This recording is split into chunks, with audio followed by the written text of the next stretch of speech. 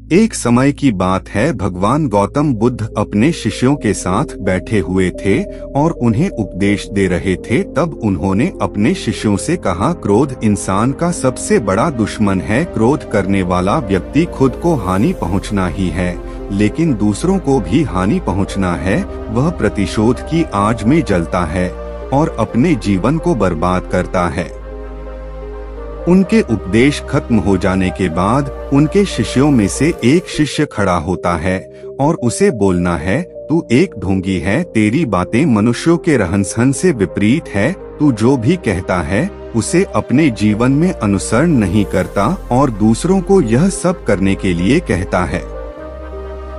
जब उसका वह शिष्य गौतम बुद्ध को उल्टी सीधी बातें कह रहा था, तब गौतम बुद्ध ने कोई प्रतिक्रिया नहीं दी और वे शांत बैठे थे। लेकिन ऐसे में वह व्यक्ति और भी ज्यादा गुस्सा हो गया और गुस्से में आकर उसने गौतम बुद्ध के मुंह पर थूक दिया। इसके बाद भी महात्मा गौतम बुद्ध को गुस्सा नहीं आया और वे शांत थे। उन्होंने अपने चेहरे से थूक को साफ किया और वह चुपचाप बैठ गए।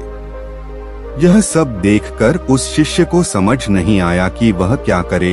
गुस्से में आकर वह उसे जगह को छोड़कर चला गया और अगले दिन अपने घर पहुंच गया। जैसे ही वह अपने घर पहुंचा, तब तक उसका दिमाग शांत हो चुका था। दिमाग के शांत होते ही उसे इस बात का एहसास हुआ कि उसने कितनी बड़ी गलती की है, उसे पाप हुआ है। वह खुद को मन ही मन कहने लगा, यह मैंने क्या कर दिया? मैंने महात्मा बुद्ध का अपमान किया है। ऐसा पाप मैं कैसे कर सकता हूँ? मैंने बहुत बड़ी गलती कर दी, मुझे जाकर उनसे माफी मांगनी होगी। यह कहकर वह तुरंत ही गौतम बुद्ध के पास चला गया, लेकिन गौतम बुद्ध उस स्थान पर नहीं थे। ऐसे में वह शिष्य उन्हें खोजना लगा। जैसे ही उसे महात्मा बुद्ध मिले तो वह उनके पैरों पर गिर गया और उनसे कहने लगा, मुझे माफ कर दीजिए, मुझसे बहुत बड़ी गलती हुई है। मैंने आपका अपमान किया है, मैंने यह बहुत बड़ा पाप किया है।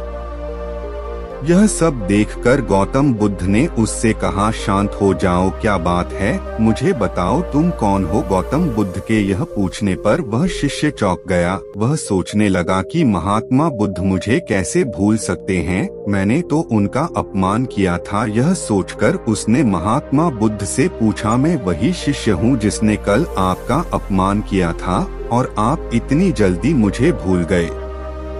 महात्मा बुद्ध ने उस शिष्य से कहा, मैंने तो पहले ही वह स्थान छोड़ दिया है और तुम अभी तक वहीं खड़े हो। तुम्हें अपनी गलती का आभास हो गया है, तुम पश्चाताप कर चुके हो। अब तुम आज के दिन में जीने का निर्णय लो। यदि तुम बीते हुए कल की बातें याद करके परेशान रहोगे तो तुम्हारा वर्तमान और भविष्य दोनों बिगड़ेंगे। तुम अपनी गलती से सीखो, उसे दोहराने की जगह आज को सुधारो। हमें कल की बातों को कल में ही रखकर आगे चलना चाहिए। वह अच्छा हो या बुरा, उसके बारे में बार बार विचार नहीं करना चाहिए। मैं बीती हुई बातों को पीछे छोड़कर आगे चलता हूँ और ऐसा ही हम सबको करना चाहिए।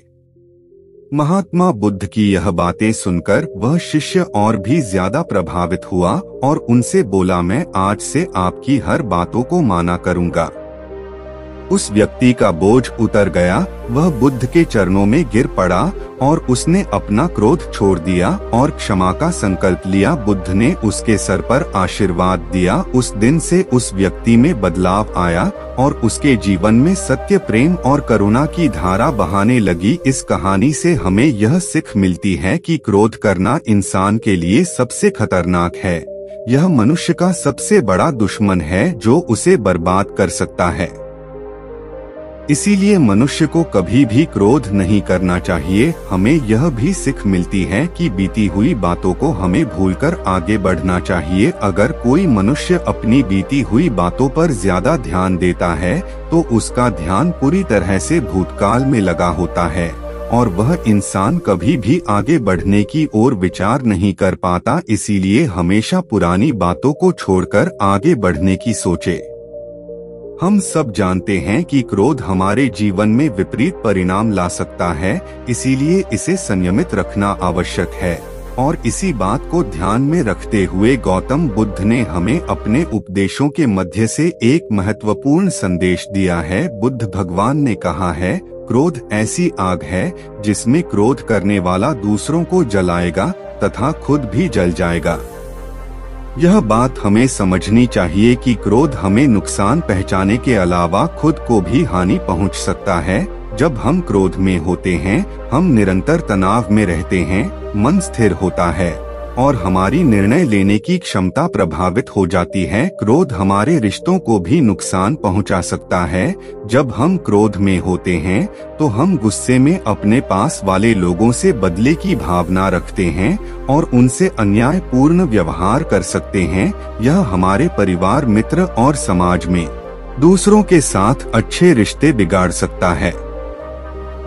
इसीलिए हमें क्रोध को संयमित रखना आवश्यक है। बुद्ध भगवान ने हमें दिखाया है कि शांति और सुख का मार्ग क्रोध से होकर नहीं जाता है। वास्तविक शांति और सुख का मार्ग अंतर्मन की स्थिति के मध्य से प्राप्त होता है। बुद्ध भगवान ने हमें यह भी सिखाया है कि हमें पश्चाताप करना चाहिए और गलतियां से सीखना चाहिए। जब हम पश्चाताप करते हैं तो हमारी अज्ञानता और दुष्कर्मों के प्रभाव से मुक्त होने का मार्ग खुलता है।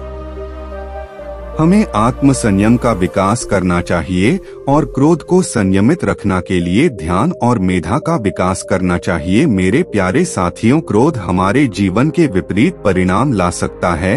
हमें अपने आप को संयमित रखने की समर्थ प्राप्त करनी चाहिए। हमें पश्चाताप करना और उससे सीखना चाहिए। हमें शांति और सुख की ओर बढ़ने के लायक और क्रोध को नियंत्रित करके अपने जीवन को सुखी और समृद्ध बनाने के लिए प्रयास करना चाहिए। गुस्सा करके हम अपने सामने होने वाली चीजों को सिर्फ एक तरह की नजर से देखते हैं और कई बार ऐसा व्यवहार हमें वह चीजों और नजरियों से दूर रखता है जो कठिनाइयों का सामना करने में सबसे जरूरी होते हैं।